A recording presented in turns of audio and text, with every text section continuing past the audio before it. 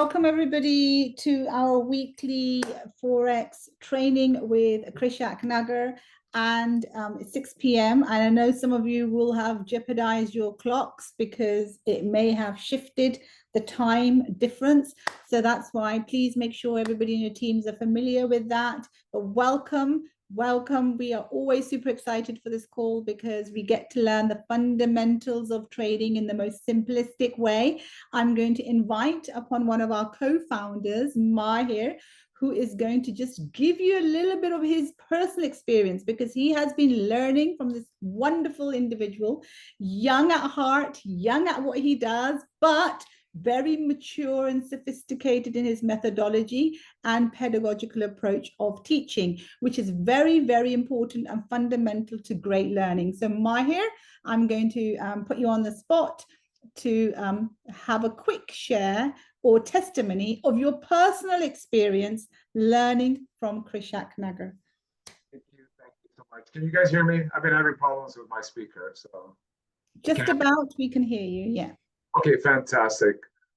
Thank you, Shazia. Thank you again for everything that you do, so I appreciate it. You guys know me, Mahir Awad, co-founder of QPN. I think maybe some new people here. Well, let me give you my experience. Not only is he, the thing is with Krish, he is a young gentleman, but he has so much knowledge. And I've been in this industry for a good 5-6 years now, and I've seen traders, I've seen teachers, I've seen instructors. This is as real as it gets. He's the best of the best from what I've encountered over my last 5 years in the industry. You know, Krish is a gentleman, is a man with extensive, not just experience of Forex, but in crypto and stock trading as well. And he is backed by many, many years of consistent success in the market. And so what I want to say is what truly sets him apart is not just his technical mastery, but his ability to simplify the complex concepts to anybody. So he simplifies it in a layman's term. He makes it easy for us to understand. And what I like about him is that he makes sure that you understand by asking you a question of what you just learned. And so I love that because that really confirms his teaching and his ability to teach. And so, you know, whether you're a beginner or experienced, anybody can understand and apply anything that he does. And personally, I've learned a great deal from him. You know, when I first started trading, I knew very little bit about trading. And through his patience, his clarity, and just the depth of his knowledge, I was able to start placing trades on my own with confidence. Every morning I get up and I do my fundamental analysis, I do my technical analysis, and tonight I have the privilege of introducing and learning from somebody who not only embodies skill, also integrity. You know, a genuinely passionate individual that is really loves helping others grow and succeed. So it's my pleasure to welcome Mr. Krish Nagar. There you go, Krish, you're on the spotlight now.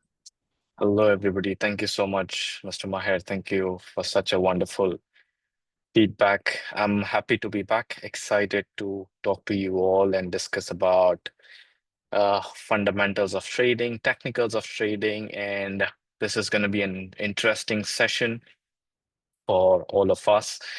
We'll be learning something new today.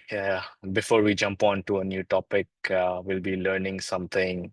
Sorry, we'll be actually going over what have we learned in the previous session as well, just to do a quick recap and make sure that we are all on point and are all on same pages. Let me share my screen just a second.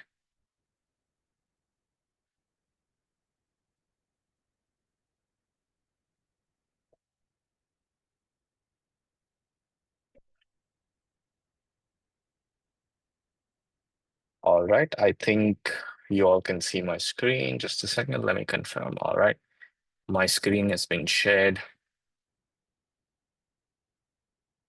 Okay, let's begin. So the previous topic that we spoke about was leverage and lot size. This is what we spoke about in the previous session. Let's first touch base. What is leverage? This is just a recap of the previous session. And after we are done with the recap, we're going to jump on to a newer topic today. So let's talk about leverage. What is leverage? Leverage is nothing but it is the buying power that a broker offers you. This is leverage. Now, meaning, let's say you have a trading capital. Let's say you have a trading capital of $1,000 and you have a leverage of 50 to 1, meaning for every dollar you get $50 from the broker. So your total buying power is going to be 50,000 US dollars. Meaning for every dollar you get $50. So for $1,000, you have a total buying power of $50,000. That means you can buy anything worth up to $50,000 with the help of leverage. But if if the account, let's say for example, if you bought something worth $1,000, and if the position goes against your direction that you have predicted, will you be losing the $1,000 or will you be losing $50,000? The good thing about leverage is you will only be losing your trading capital and not the $50,000 because the broker will cut down your trade as it touches $1,000 in drawdown. So you will not be losing $50,000 even if you have a buying power of $100,000 with a higher leverage. You will not be losing $100,000. The broker will cut your trade as it reaches your trading capital. So you will only be losing $1,000 and not $50,000. That is a good side of leverage. And the cons, of course, each and every, whatever you look at, anything in the markets, everything has a pro and a con. The con side of trading is more like higher the leverage, higher the risk, right? So technically, you're trading with the money that you do not have, we do not have as a trader, right? So it is very easy to gamble. So trading with leverage is more so gambling. That is with higher the leverage, higher the risk. So even if you're getting a leverage, make sure that your leverage is as low as 20 to 1 or 30 to 1. Or the maximum you could go is 50 to 1, not more than 50 to 1. Right? I would not advise anybody to go for leverage that is 100 to 1, 200 to 1, 500 to 1, 500x. No. This is to be on the fair side of the market and make sure that you do not lose your entire account. Even if the trade goes against you, make sure that you have put a stop loss. Make sure that you have a stop loss whenever you're placing a position, whenever you're placing an order. This prevents you from blowing your account completely. Let's move on to lot size. When we talk about lot size, there are different lot size. There is micro, mini, and standard. Micro is for somebody who wants to practice. So micro starts from 0.01 lots to 0.09 lots. If we talk about units, it's about 1,000 units to 9,000 units. In this case, units equals to US dollar, meaning if there is 1,000 units, it means that you're trading worth $1,000. This is what it means. If it's 9,000 units, it means it is 9,000 US dollars. Units will always equal to the dollar value.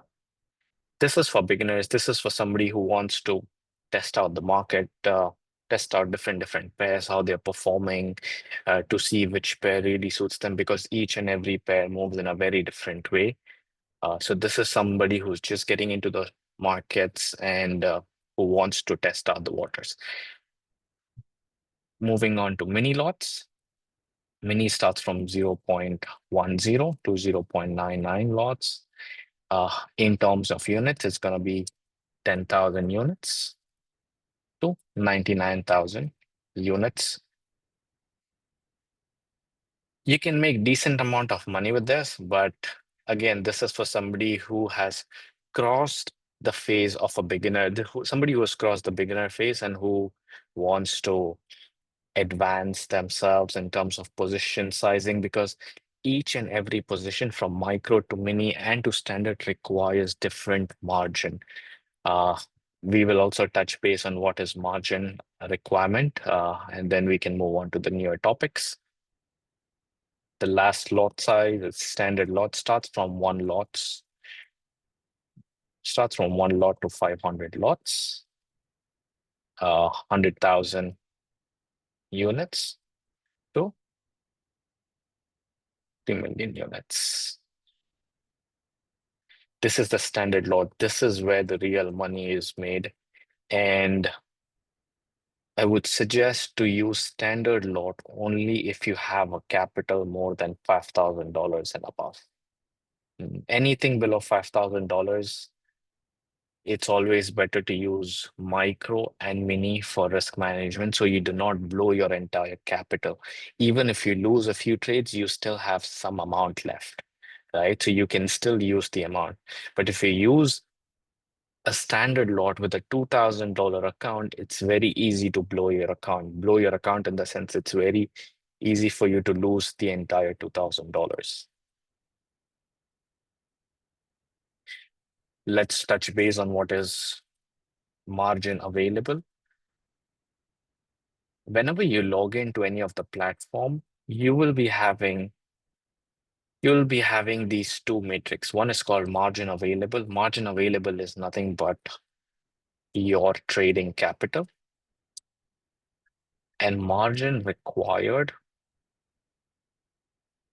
is nothing but amount required to place the order, right? Depending on your lot size, the amount varies. So if you have a micro lots can start anywhere from $23 for 0.01 lots. Again, depends on the leverage. I'm just giving you an example, just a rough figure. As you move to mini, the $23 can change to $230. And with standard, it can change to $2,300 depending on your leverage and the lot size that you're placing. So margin required is nothing but the amount required for you to place the order. So if it says that margin required is $2,300, there should be $2,400 as your margin available, which is a trading capital. So you can place that kind of an order. I hope this is clear. If somebody can just drop down in the chat box that this is clear, and we can move to the next topic.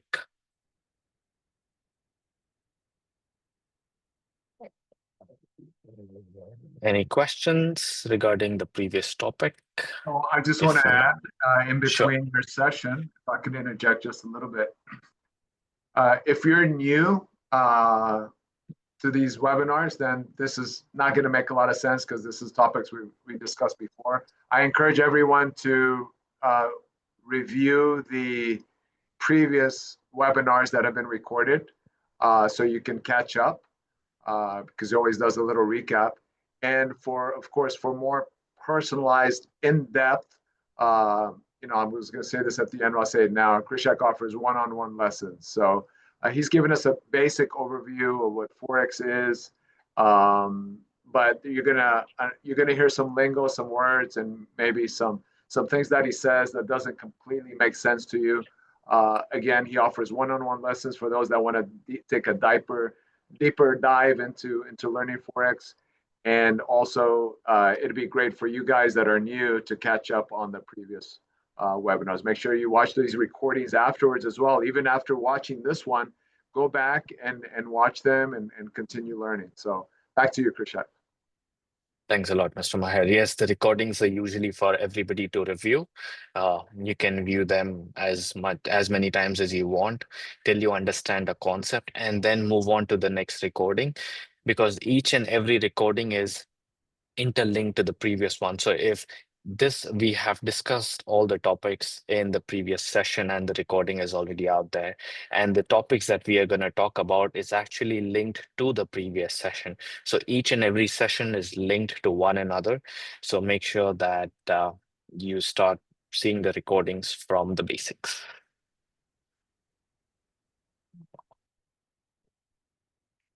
All right, I think we can move ahead with the new topics. The topics for today is going to be supply and demand. This is what we're going to talk about, supply and demand. Now, when you talk about supply and demand, it is a very generalized topic. It feels that it's easy to understand. It's actually very easy to understand, but once you take a deeper dive into it, it makes a lot of sense, right? People just know that if what is a demand? Demand nothing but a lot of buyers. Supply means a lot of sellers. This is what people understand from the concept of supply and demand. But we're going to take a deeper dive into this concept and understand and how can you make use of this concept in your trading. It could be FX, it could be stocks, crypto. Let's look at this concept. Let's start with demand. Now, when we talk about demand, now there is a law of demand.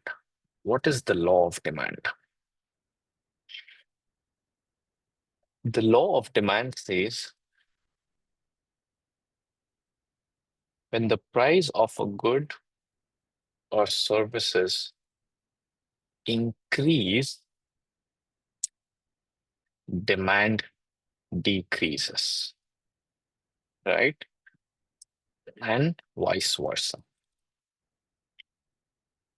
What does this mean? When the price of a good or services increase, demand decreases. Why does the demand decrease? Because the good becomes expensive, right? If if you buy anything, let's say gold is sitting at $4,000 an ounce right now. Anybody who bought gold at $3,000, anybody who bought gold at $3,000 an ounce is currently making really good money. Is currently sitting at a profit of $1,000, $1,000 to $2,000 an ounce. What does this really mean is they bought gold when it was at a cheaper price. As demand started to increase, right? What happened? The price started to increase. Now, as the price reached a certain level, the demand decreased. As price reached to a certain level, anything above $3,000, $4,000, $4,400, the demand started to decrease. Why? Because people find it expensive to buy, right? When it was sitting at 3,000, 3,500, people could still afford it. But when it reached 4,000, 4,400, a price that gold had never reached before. This is a price that gold had never reached before. What happened? Demand decreased. And that's when supply increased. Meaning, when demand decreases, supply increases. And this is when the price starts to fall, right? Demand decreases, supply increases, price falls, and it's the other way. When demand increases, supply decreases. Scarcity. This is called scarcity, right? This is when the price of any asset shoots up to a point where the demand will start to decrease. Yes, the demand is increasing right now, but to a point where the demand will start to decrease, and that's when you see supply increase because everybody would like to take their profits.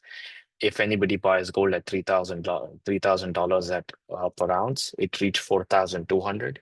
They would like to book profits because this is the price where gold has never reached before, and a lot of people booked their profits, and you could see how the prices started to fall as well. It's not just based on this one concept, but this is a part of how price goes up and how the price falls. There are other external factors like fundamentals, Trump tariffs, you have US and China trade war. There are a lot of other factors as well, but this is one of the main factors that affects the price to go up and go down. in value. So the law of demand says when the price of a good or services increases, demand decreases and vice versa.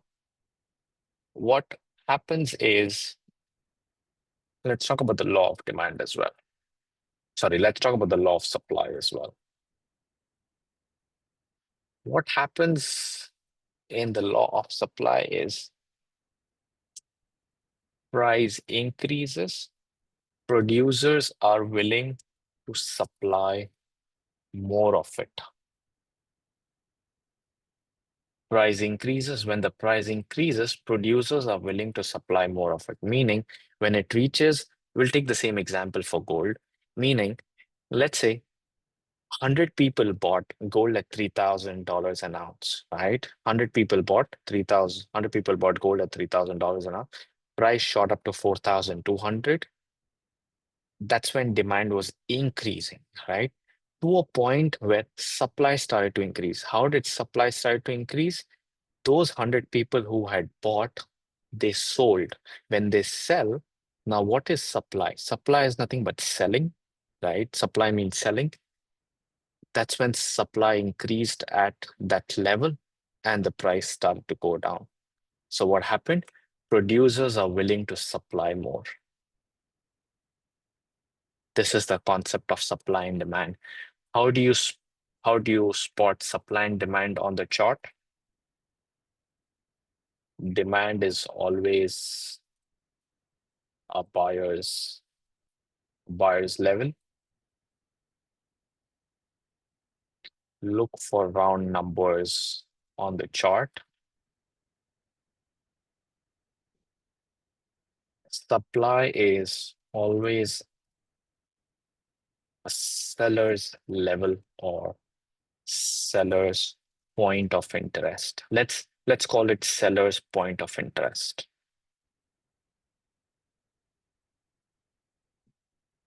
Right? I hope this makes sense. Any doubts as of now? Feel free to drop them in the chat box.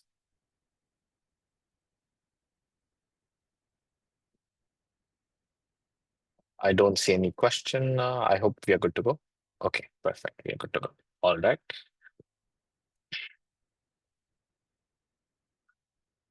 Now, there's not always a case where demand is more and supply is less. No, there's a third scenario. No, the first scenario is demand increases, supply decreases. The second scenario is supply increases, demand decreases. The third scenario is supply and demand are in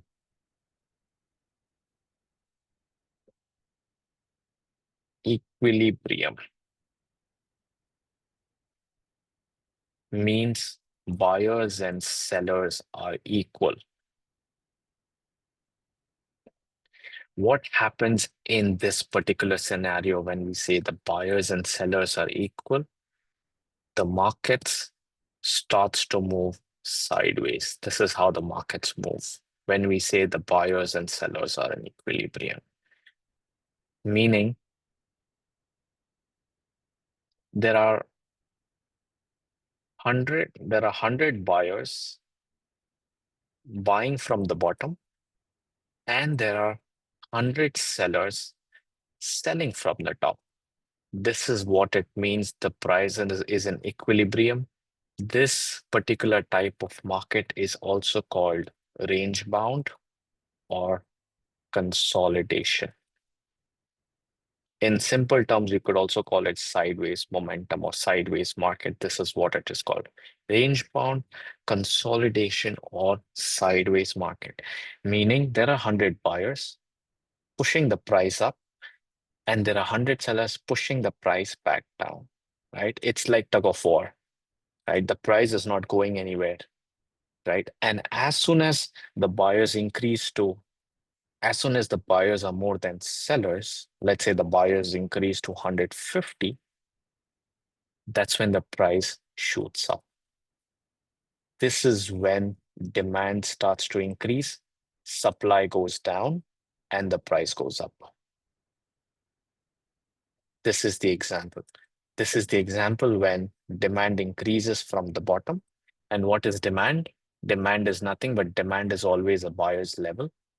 This is where the buyers are interested to buy at a lower price, of course, because buyers always sit at a discounted price. There are 150 buyers, which means there are more buyers than sellers. Demand increased and the price shoots up. It is going to be the other way for sellers. Let's say there are 100 buyers, but there are 150. There are 150 sellers. What happens? Supply is more than demand. Supply is more than demand. And what is supply? Supply is always a seller's point of interest. And where are sellers usually sitting at? Always at the top, right? If you have bought gold at 3,000, and if you want to sell it, you're not going to sell it at 2,900. You're going to sell it at a higher price, right? And this is where the sellers sit, at higher price, always.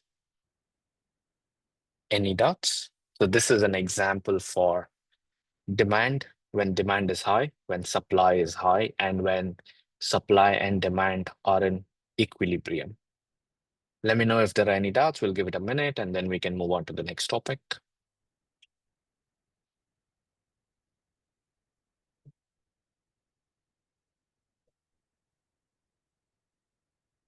I don't see any question. I hope we are good to go.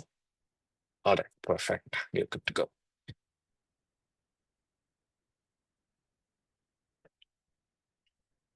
Let's move on to a newer topic. Now, this is going to help you understand not just one markets, but different markets, right? Correlation between, we're going to write, let's compare gold versus USD, gold, and oil.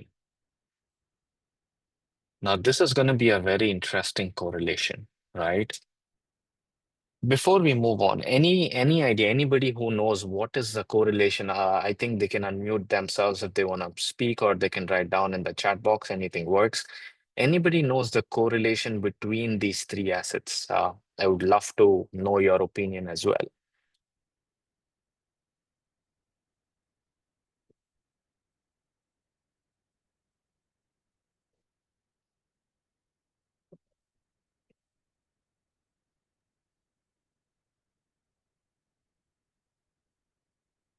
Anybody? No? All right, let's move ahead. Okay, so let's talk about the correlation. Let's talk about what the US dollar is. First, we need to understand what the US dollar is, right? The US dollar is nothing but it is a currency that has a lot of demand, but it is not the strongest currency. It is a currency that does have a lot of demand. It is a very dominant currency, but is it the most valuable? No. When we talk about US dollar, when US dollar goes up, gold usually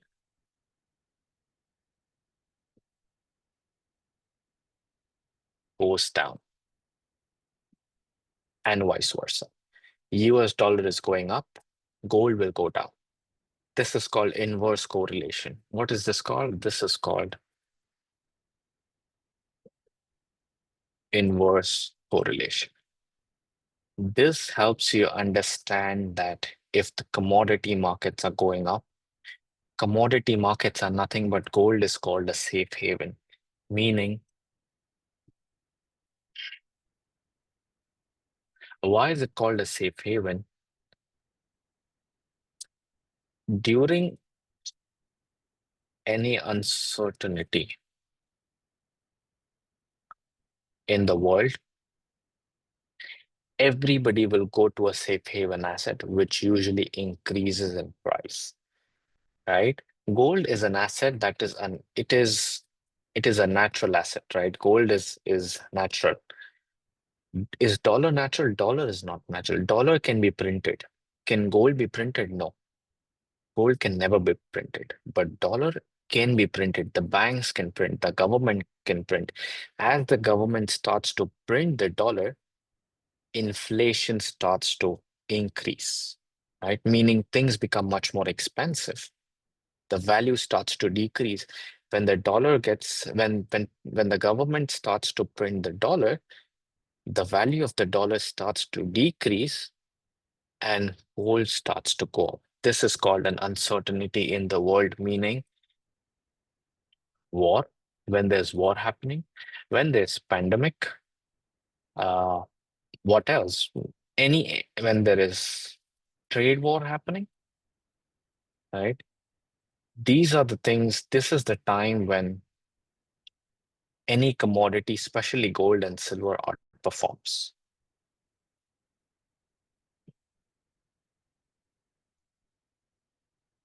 Now, when we talk about, let's say, for example, if gold is priced, let me make a new text. Let's say gold is always priced in USD, right? So if the US dollar gets stronger, gold becomes much more expensive. So US is stronger.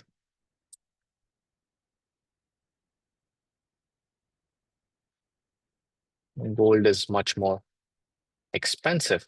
You can also apply the concept of supply and demand here. Gold becomes much more expensive. Why does gold become much more expensive? It is because the demand has increased, right? US dollar became stronger, gold became much more expensive. And hereafter, what happens? As gold reaches to a point, as I mentioned, from $3,000, it reaches to 4,000, 4,200. Demand starts to decrease at this point. When demand decreases, supply increases, price drops. This is the whole concept of USD, gold, supply, and demand. So it's a chain. It's like a chain. You connect one thing to the other thing gets connected to the other. Everything is interconnected, right? Usually the correlation between gold and US dollar, it's always an inverse correlation, unless and until there is a positive news for the USD as well as for the commodity, then both of them can go hand in hand. Not always, but this is a very, very, very rare scenario. Most of the time, it is inverse correlation. USD goes up, gold goes down. In case if there is some sort of confusing news in the markets, right? Then both the assets can go up together, they can go down together. This is in a very rare scenario. This is when most of the traders get confused because in our mind is framed in a way where if USD is going up, gold has to go down irrespective, right? Well, the market does not always do what we want it to do. That's when we have to be very flexible with the markets, respect what the market is doing. If we don't understand the markets, it's okay to stay away from the markets for a while, for a day or two, for a week. It's okay, let the markets settle down a little bit, and then place your trades or positions as the market gives a better or a clearer signal. I'll give you one more example. We did have US interest rates come out yesterday. The forecast, well, let's talk about the previous interest rates. The previous interest rate was 4.25% and forecast was 4%, which means they were going to decrease the interest rates by 25 basis points or by 0.25%. The news came out to be 4%. It came out to be the same as the forecast, which means they decrease the interest rates by 0.25%. What does this mean for the US dollar as well as for the gold? Let's look at the example.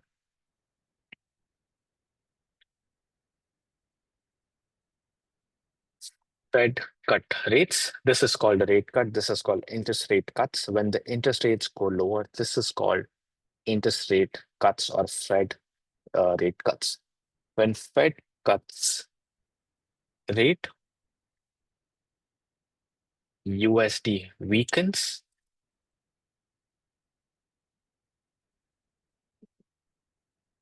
gold goes up. Why? Because safe haven. Why is it called a safe haven? Investors buy more and banks starts to print the USD. That is why the dollar starts to weaken, right? And why does the USD weaken? The USD weakens that, let's say, for example, uh, the Fed rate is 4%, right? Let's say if somebody wants to take a loan, this is the Fed rate. This is what the Fed is offering, right? Now, if you go for a bank, let's say, for example, uh, the bank would offer you anywhere between 7%, right? Let's say the bank offers you 7% interest rates. If the Fed rate is decreasing, the bank will also decrease the interest rates to match with the Fed, because if the Fed keeps a rate at 5%, the banks also need to make some money, so they're going to increase the interest rates at 8%. Now, since the Fed has decreased the interest rates, the bank has to decrease the interest rates as well, meaning less money going to the banks and the government before they decrease the interest rates. When it was at 5%, the banks used to give you 8%, 1% more. Now, since they have decreased interest rates, the banks have decreased, meaning it's beneficial for you, but it's not beneficial for the government, or it's not beneficial for the dollar. Why? Because debt of the US increases, right? And when debt of the US increases, supply increases and demand decreases. This is when USD falls. This is the whole chain. This is where it all ends. This is a whole chain. It's like a circle, right? It starts from the Fed rate cuts. USD weakens, gold goes up, bank starts to print the US dollar. Investors move to a safe haven asset called gold or silver, and debt of the US increases. That means supply increases, demand increases, USD falls. So the conclusion here is this. USD falls is the conclusion, right? This is how it is all interlinked. In a simpler way, if you don't want to go over the whole loop, in a simpler way, I'm just going to give you like a very simple formula. Strong dollar, weak gold, weak dollar, strong gold. So if you feel that dollar is strengthening, sell the gold, sell gold. If you think the dollar is weakening, buy gold. Inverse correlation again, USD down, gold up, and vice versa. I hope this is clear. Let me go to the chat once and see we are good to go for the next correlation. Any doubts, folks? Feel free to drop your questions in the chat box.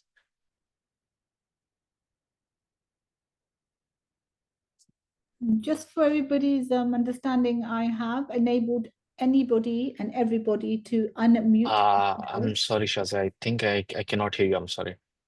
Can you hear me now? I can hear you now. Yeah. I've just wanted to let everybody know that I have enabled unmute. So if you need to ask a question live, you should be able to unmute. And I've double checked the chat box. So it does say everybody can chat. It's not to the hosts only. So both facilities are available if anybody should choose to use either of them. Thank you. Shall we give it a minute and then we can move on to the next topic?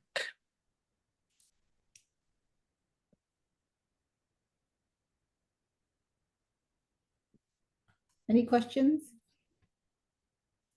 Any comments? Anything new, Louisa? As I can see you on the screen, so I'm calling you out.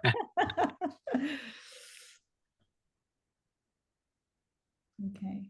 Seems like everybody, Krishna, is engaged in making notes and learning, or planning to watch playback afterwards. But I can see the regulars and I can see newbies as well. So all good. Just so that everybody knows, the replay is on every time the post comes out for the next webinar. There is a link, which is a YouTube link that you can click on to go back and watch replay. I will be getting it onto our MyQFX channel as well. So again, qbnecosystem.com. Do use it. Go on there. You can see the entire ecosystem. You will see QMINDS and QFX YouTube channels there for you to go back to. Any questions, email hello@myqminds.com and we can send you a reply. I think you can continue, Krishan, I believe. All right, perfect. We can move on. We have looked at the correlation for the US dollar and gold. Let's look at USD versus oil, right?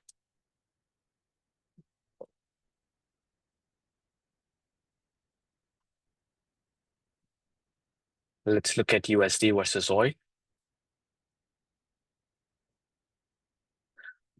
USD, as everybody knows what US dollar is. Everybody has an idea what US dollar. Everybody also knows what oil is. Oil is nothing but crude oil. And oil is also priced in USD.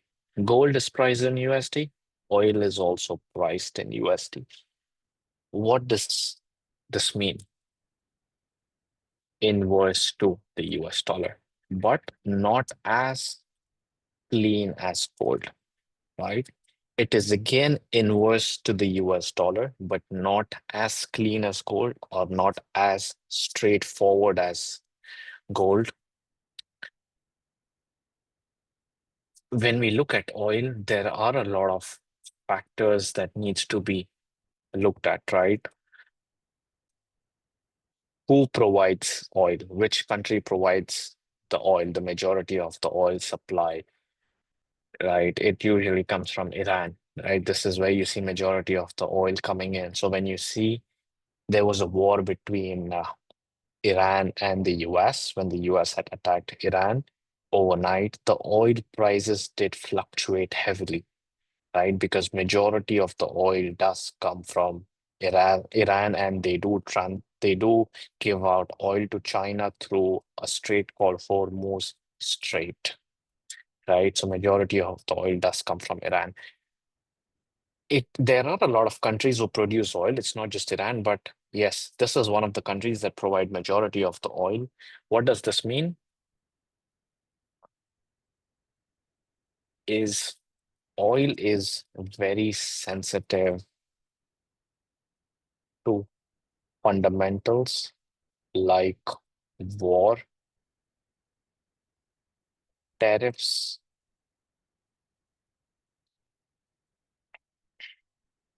and supply and demand.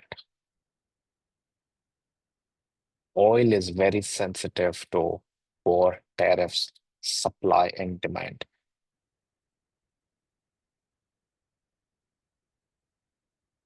USD strengthens. Countries using other currencies find oil more expensive, so demand falls. When demand falls, what happens? Oil prices drop. This is what happens, right? USD strengthens. Countries using other currencies find oil more expensive because of the USD to their country's currency conversion, which indeed is much more expensive. And with the tariffs as well, with the US putting tariffs on every country, it even becomes much more expensive. So it amplifies it. Demand decreases. So oil becomes more expensive, demand decreases, and supply increases. This is how the oil prices drop. And it's the other way. USD weakens, oil is cheaper globally, you can buy oil at a cheaper price, demand goes up, oil prices increase. So now if you know that when your fuel prices, when your diesel prices increase, what's the cost for the price to increase is the USD weakening or strengthening, right? This is the main sort of just a general overview as to what are the main causes for the oil prices to increase or decrease in your country. Are these top three factors: war, tariffs, supply and demand, and of course the USD strengthening or weakening. In simple words, I'm going to write this in simple words. Strong dollar, lower oil. Weak dollar, higher oil, in the sense the oil starts to go up. This is also an inverse correlation with the US dollar, just like commodities. Let's have a quick look at gold versus USD. Now, we already have seen USD versus gold inverse, USD versus oil is also inverse, right? Any idea, anybody knows what happens to gold when oil goes up?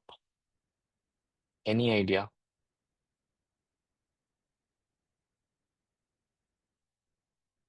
If it's inverse to the USD, what happens to gold and oil?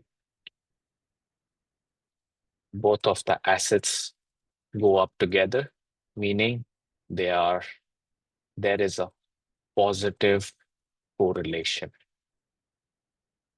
This is called a positive correlation and not an inverse correlation. When gold is going up, you will also see oil increase, but not hand in hand. If gold is up 5%, oil might be up 1%, 1.5, 2%. It's not that if gold is up 5%, oil is also up 5%. No. Gold and silver go hand in hand. Silver will always follow gold. So if gold is going up, silver also goes up. Now gold has fallen from 4,400 to 4,000. Silver fell from 51 to 45, right? This gold and silver go hand in hand, but gold and oil is a positive correlation as well. Does not go exactly the same way, but it is also a positive correlation, right? Meaning if there is high inflation, both rise. If there is recession, which means this recession in the sense stock falls, US dollar weakens, sorry, stock goes up, US dollar increases, both fall.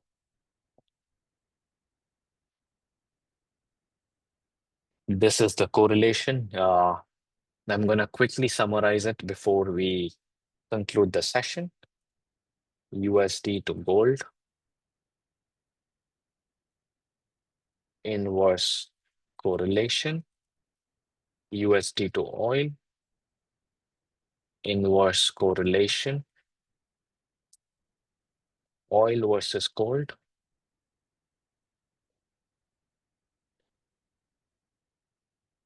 positive correlation. So this is going to be the summary, which means strong USD, weak gold, strong USD, weak oil, inflation, both rise, both increase in value. Any current, there's one more point that I forgot to mention here. What is oil? This is just for your information. Oil is nothing but fuel for the economy. Oil is fuel for the economy. Gold is safe haven asset. USD is this is just for your understanding, so you have an idea as to what happens to gold, oil, and US dollar in terms of recession, in terms of inflation, so on and so forth. Any doubts, folks? Feel free to drop it in the chat box. I think the chat box is open, and you can also unmute yourself to ask any questions.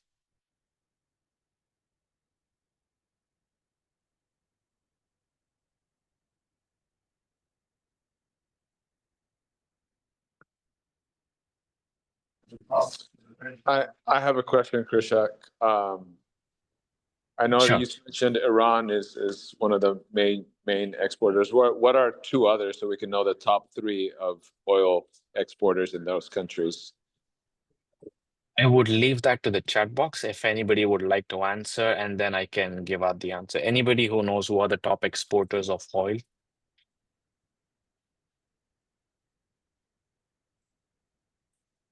I have no idea. I only know Aramco do oil. That's the only name that comes up to mind.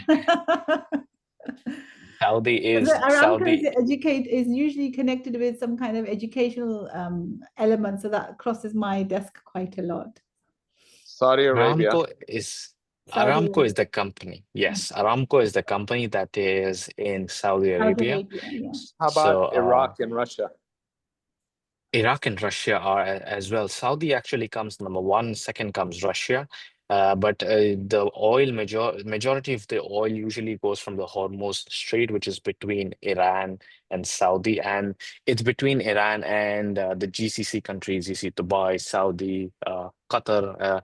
That's a Hormuz Strait. We call it In the the Hormuz chat, Strait. Saudi, Iran, Qatar. On that note, I do remember hearing Irani oil sold in gallons. I used to see, I actually have Yeah. physically seen them being transported in gallons on the border of Iran and Pakistan, Balochistan.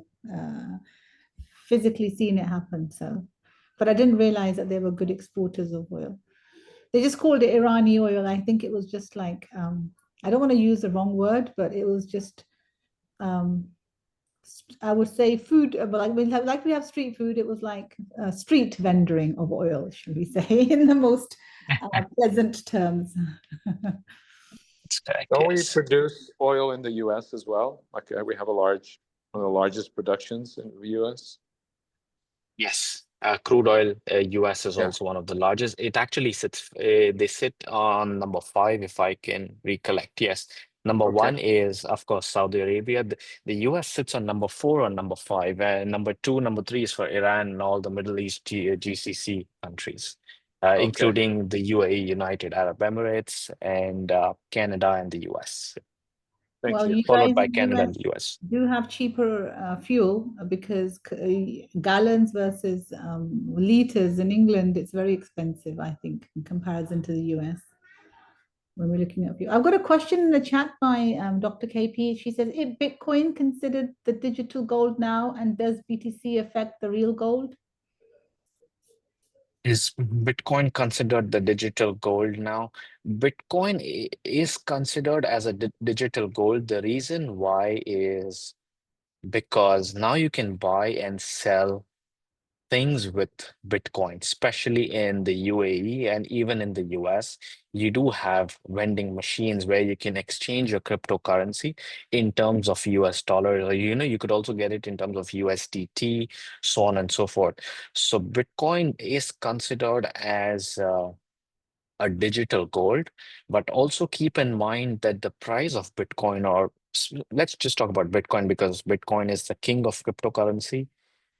Like gold is the king of commodities and USD is the king of currencies. When we talk about Bitcoin, Bitcoin does move a lot in a manner of supply and demand, and of course, the fundamentals, right? Fundamentals affects cryptocurrency heavily because cryptocurrency is a man-made sort of an asset, which is created by a person called Satoshi Nakamoto in the year 2008. This is when Bitcoin was first introduced into the markets, and this is when cryptocurrency started. The US holds about 200,000 Bitcoins, which are worth billions of dollars. So yes, Bitcoin is considered the digital gold now, but also keep in mind if Bitcoin goes up to $125,000, any fundamental news can also drop it back to 70,000, 60,000 as well, because it's very sensitive to the news. I hope that answers this question. And does BTC affect the real gold? Not really. No, BTC does not affect real gold because, as I mentioned, Bitcoin is just digital commodity. The real gold is you have it physically, or you can also buy it online through any broker as an investment, any sort of, yeah. But Bitcoin can never replace gold. Gold can never replace Bitcoin. I hope that answers your question. Thank you. I'm also conscious that we've just gone past 7 o'clock. So just in case anybody was losing track of time, I did. We got so involved in your session that we lose track of time. Thank you. Any other questions? Thanks, Luisa, for your great comment. I really appreciate it. Thanks to Carmen as well. I did read his comment earlier, but I was explaining something, so forgot to, yeah. But Yeah. thanks a lot, folks. I really appreciate your time. It's always great connecting with everyone and seeing people who are with us since day one, since the first session. Like I remember Luisa, I remember KP. These folks are there since the beginning. Thanks for staying with us. And Jet Li as well. Thank you, Jet. Great teaching. So these are, we all love learning. So everybody there, I mean, if you unshare the screen and I can ask if people could put their cameras on, we can take a selfie. This is something Of course, that let I me like stop. doing. But thank you for everybody. I'm just going to unpin you, Krish, so that we can see the whole screen. Move the spotlight. Come on. So I'm not sure if you can see. Let me just look at the view. It should be multi-speaker. Can everybody see each other? There we go. So I'm going to just take some screenshots. There we go. Thank you. If you want to turn your camera on, I can catch a glimpse of your beautiful faces. Thank you, Carmen. Thank you, Gwen. Thank you, Caesar. Thank you, Louisa. She's doing her selfie as well. Well, anyway, thank you, everybody. And thank you, Mahir, as usual, every week for part. And there's two Mahirs. We've got twins this week, one on the move. And thank you, Krishak, for your amazing teachings every week. Is there a closing comment you'd like to make before you close? And otherwise, everybody next week, same time. For me, I think it's a reminder of economics. My economic lessons with the supply and demand piece took me back in time. It took me back to those who were in class with me as well. Quite nostalgic there. 100%. Just a quick homework for everybody. If anybody would like to, experiment on the chart, would be compare the prices of gold, USD, and oil and see how they usually move, right?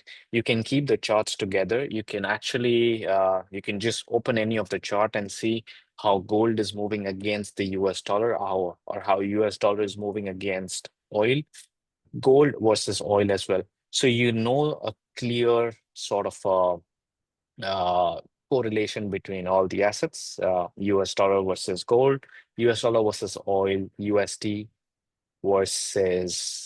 gold versus oil as well. Thank you. So thank you to everybody who joined, and thank you, Krishak, for your time. Thank you, everybody, for your time. And as Krishak mentioned, our regular attendees, we always look forward to seeing you. And as Mahir says every week, and if we all bring one additional person onto the call, we can have a positive doubling up correlation, the compound effect. So we look forward to you seeing you next week. And what you learn and you share, I think, has great power. And the beauty of learning is sharing the knowledge, and that's where knowledge becomes king. So once again, thank you, Krishak, for a wonderful session. That's 3 sessions done, and hopefully we look forward to more. Just another reminder, if you are keen to go deeper, you really want to crack on and trade yourself, then do get in touch with us. I did share an email, hello@myqminds.com. We can also get in touch through WhatsApp. A lot of you have my contact details. Some of you can connect directly to corporate as well. Let us know, and we can introduce you to Krishak's one-to-one sessions, and think about yourself, like Mahir, in just a matter of weeks, trading the markets yourself. So on that note, thank you again, everybody, and we shall see you next week, same place, same time. Thank you, everybody. Thanks.